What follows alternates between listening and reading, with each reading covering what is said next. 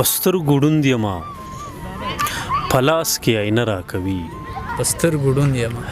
پسترګو ړوند یمه په لاس کې آینه راکوي ستا په ځای ماته سزاګانې زمانه راکوي کوم شعر دی ډېر ښه دی او خدایه چې ته رانه خفه یې زه خوشحاله یمه خدایه چې ته رانه خفه یې خدایه چې ته رانه خفه یې زه خوشحاله یمه ماته خو ستا رضا کول ډېره مزه راکوي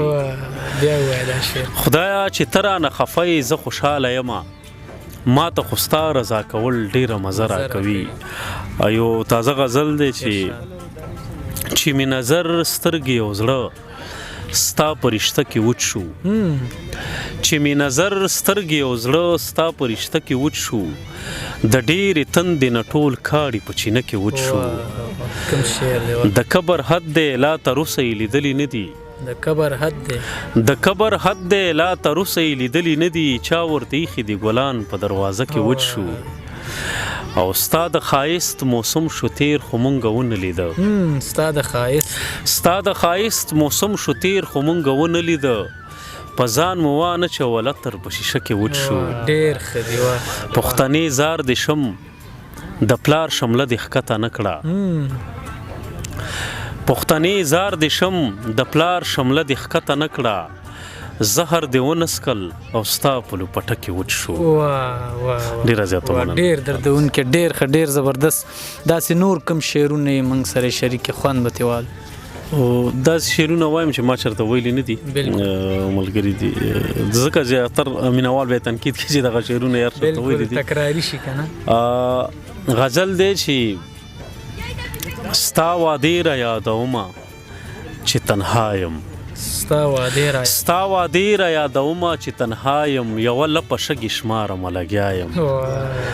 ستا وعدې را یادومه چې تنها یم یوه لپه شګې شمارمه لګیا یم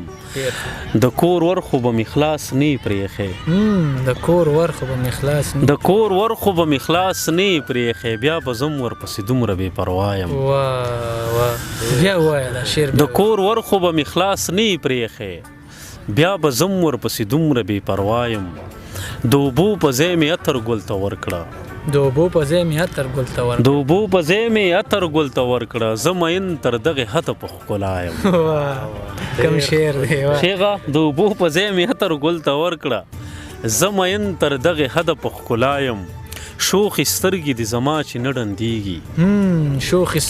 شوخې سترګې دي زما چې نه ډندېږي مسلسل د څه مودې نه په ژړا یم شوخې سترګې دي زما چې نه ډندېږي مسلسل د څه مودې نه په ژړا یم تار د زلفو نه رابېل کړي ورته ګوري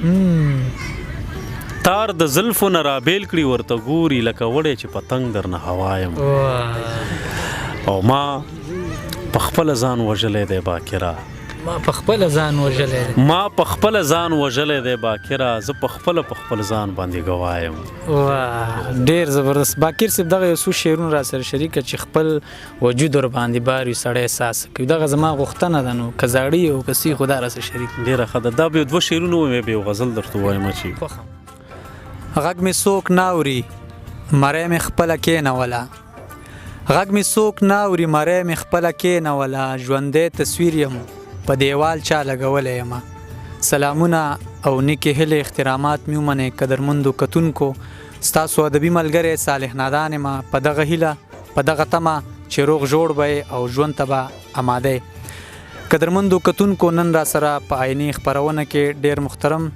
ډېر ښاغلی شاهنواز باکر صاحب را سره میلمه دی چې هیڅ د تعارف محتاج نه دی ځکه چې ډېر ښه شعر لیکي شعر یې ولس ته رسېدلی دی ولس د هغې شعر کتلی دی چې کوم شعر هغې لیکي نو چا نه هم پټ پناه نه دی نو د تعارف هیڅ ضرورت نشته او د ټول ناول ورته په خپله خپرونه کې ورته هرکلی او ستړي مشي وایم سلامونه او نیکې هیلې نادان صاحب ستاسې دغه پیج ټولو مینهوالو ته اورېدونکو ته په دې هیله چې ښه وي مننه مو کوم او دغه هلې ځلې مو ستایمه ډیر زیاته مننه باکر صاحب، ډیر زیات د خوشاله د احساس کوم چې تاسو موږ سره نن په خبرونه کې ناشته. مختصر څه پوښتنې درنه کوم او بیا به درنه خوندور شعرونه هم اورم. د ټول ناول دغه پوښتنه لرم چې تاسو 2 کتابونه چاپ دي. لومبه کتاب هم د هوا سترګو کې شګي او دویم کتاب تاسو 15 موسم. نو دغه پوښتنه لرم چې تاسو د دریم کتاب په اړه باندې مو څه سوچته، څه خیال مو دی؟ اول خو تاسو نه هم مننه کو چې دغه شاعران ملګری په خپل پیج په خپل دغه خپل هلو زلو کې او د سکرین په شکل د سکرین په سترګه راولې دغه ډېر لوی خبره ده، ځکه چې د سوشل میډیا وخت او خپل غږ شاعران په تاسو دغه د میډیا په ذریعہ ډېر ښه خوريږي. زما ولینې کتاب د هوا سترګو کې شګي، دویم تاسو څنګه یادونه وکړه 15 موسم، دریم کتاب ان شاء الله کمپوزینګ پر روان دي، ان شاء الله ډېر زر بچاپ شي، ځکه چې د وخت غوښتنې پکې ما پوره کړي دغه کې د خپل وطن د خپل خلکو هغه چې کوم درد غم بیان کړی دی. ان شاء الله کوشش کوم چې زر مارکیټ ته راشي. الله دې وکړي تاسو دغه درېمه ټولګه هم زمونږ لاسونو ته راورسیږي. شاهنواز باکر صاحب دا پوښتنه لرم چې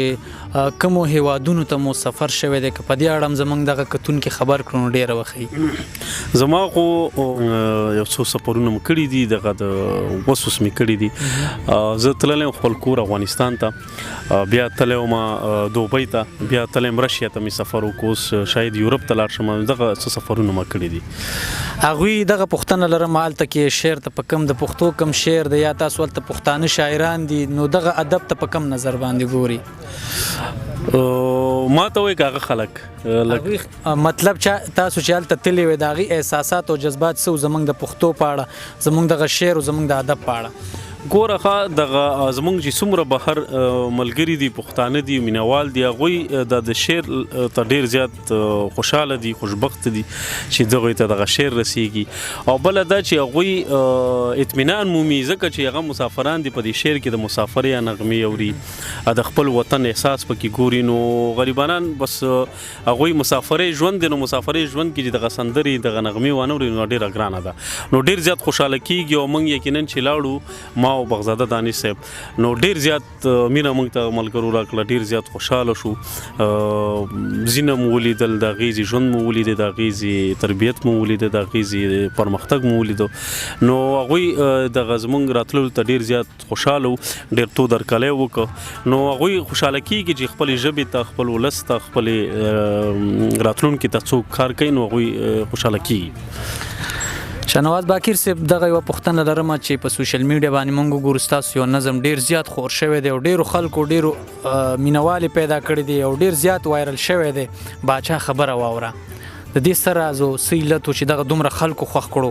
د کې د نسو د کې د چاغه جړه پرته و، د چا احساسات، د چا جذبات پکې پراته و، د کې سو دارته وای. هغې نه بعد ستاسو بل نظم هم ډیر زیات خلکو خوښ کو، دا زما د وطن حال دی. د دې راز په اړه راته ووایئ. ګوره ځینې سیزونه چې دي هغوی د هغې سیز کې، په هغې الهام کې، په هغې خیال کې یو داسې دننه څه موجود دي چې هغه خلک اورېدلو ته، لیدلو ته خامخا جذب کړي. باچا خبره واوره دغه نظم چې ما وویل، نو ما دومره توقعات نه و چې دغه به دومره خلک خوښ کړي، دومره به زیات مشهور شي. نو د دې دغه علت و چې ما د پښتنو هغه درد پکې بیان کړی و، د خپل ولس هغه درد پکې ما بیان کړی و، د افغانیت هغه درد چې پکې و کنه هغه ما بیان کړ. د ولس هغه تصویر ما د لفظونو په رنګونو جوړ کړ، نو ولس پکې هغه خپل تصویر ولیده. نو په دې اساس دغه نظم ولس بدرګه کو. ډیرو خلکو ما ته ویلي چې موږ ورته ژړلي دي، یقینا چې هغه څه وخت چې ما ویل هغه ازما هغه کوم اندازو ازما چې کوم جذبات زه خپله به وروسته ځان ته رایم چې ما د څنګه ووی دا سټایل خو زما نه و، خو دغه نظم کې هغه سټایل هغه جذبات د نظم کې خپله موجود و. نو هغه نظم ما منې خپله ځان روپر او هغه نظم ما ووی دا زما د وطن حال دی. نو دم دغه پښتنو منې چې کوم حالات روان دي او تیریږي لګیا دی، موږ پښتانه چې کوم مرحلو نه تیریږو، کوم ستونزو نه تیریږو، کوم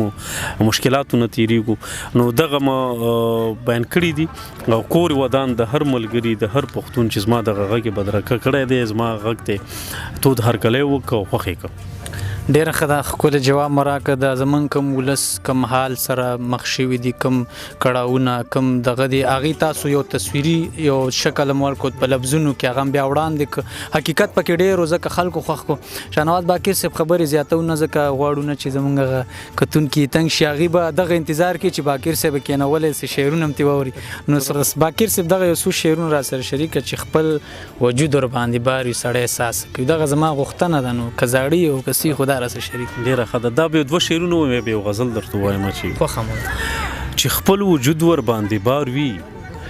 سړی سا څه کوي چې خپل وجود ور باندې بار وي سړی سا څه کوي څوک چې د ځان سره رشته پرېږدي نو تا څه کوي او شعر دی چې د دعاګانو دیوالونه مې اسمان ته رسي د دعاګانو دیوالونه مې اسمان ته رسي ته صبر وکړه چې زما سره الله څه کوي ډېر ښه یو بل غزل دی چې ستا د بدن نه مې راټول کړه په شیشه کې عطر ستا د بدن نه مې راټول کړه په شیشه کې عطر نن مې د تیلو په ځای راوړه په ډیوه کې عطر ډېر ښه او هغه سړی د ستا د زلفو خوشبويي پاگل کو هغه سړی د ستا د زلفو خوشبويي پاگل کو چې کوم سړی بغیر څول ستا په کوڅه کې عطر هغه سړی د ستا د زلفو خوشبويي پاگل کو چې کوم سړی بغیر څول ستا په کوڅه کې عطر په دې نوټونو نوښته انسان به هم راویښ شي په دې نوټونو نوښته انسان به هم راویښ شي که مې راتوی شول د خپل جیب په دریسه کې عطر او توره تیاره د چا یادونه نادانه شعر وره توره تیاره د چا یادونه اسویلی اوښکې توره تیاره د چا یادونه اسویلی اوښکې باران وریږي راسسیږي په کوټه کې عطر توره تیاره د چا یادونه اسویلی اوښکې باران وریږي راسسیږي په کوټه کې عطر او تا چې رایاد کما نو ګل راته په خپله یاد شي نو ګل راته په خپله یاد شي چا ویل چې نشته د باقر په حافظه کې عطر ډېر زبردست ډېر ښه شاهنواز باقر صاحب ډېره زیاته مننه کوم چې دغه یو څو لحظې موږ سره په دغه خپرونه کې ناستې وکړو کور مو ودان مننه کوم ډیره زیاته مننه کوم ستاسې هم بیا هم د ټولو مینوالو چې دومره موږ برداشت کړو کور مو ودان او د ټولو مینوالو نه دغه هیله ده چې زموږ دغه د نادان صاحب پیج د دغه یوټیوب چینل خلکو سره شریک کړي تر څو دغه ژبې طلا خدمت وکړي نو کور مو ودان مننه ستاسو نه هم مننه خوشاله اوسئ قدرمندو کتونکو تاسو ته به یاد دي چې ما ویل چې کوم داسې یو څه شاعران دي چې خاص شاعران دي چې زه په سوشل میډیا د هغې شعر په لیک هم ګورم او په ویډیوګانو کې هغې کې موږ سره محترم ښاغلی شاهنواز باقر صاحب هم دی چې د دې شعر زه ډېره په دغه باندې ګورم ډېره تعدیب چې کله به دې نوی غزل شعر کوي چې زه یې وګورم او نن را سره دغه زما خوشبختي ده چې نن را سره په دغه خپرونه کې ناستې وکړو او تاسو هم د هغوی خبرې مو اورېدلې او ورسره هم ترېنه خوندور شعرونه هم اوریدل تر روان خپرونې پورې ما صالح نادان لور کړی اجازت د لوی الله په امان